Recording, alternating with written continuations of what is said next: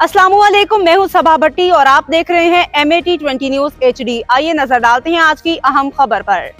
अटक राजी खान से डिप्टी कमिश्नर अटक राव आतिफ रजा ने कहा है कि हुकूमत पंजाब की हिदायत के मुताबिक नेशनल एक्शन प्लान और एपेक्स कमेटी के फैसलों पर अमल दरामद यकीनी बनाया जाएगा। उन्होंने इन ख्यालात का इजहार ज़िली राब्ता कमेटी के पहले इजलास की सदारत करते हुए किया।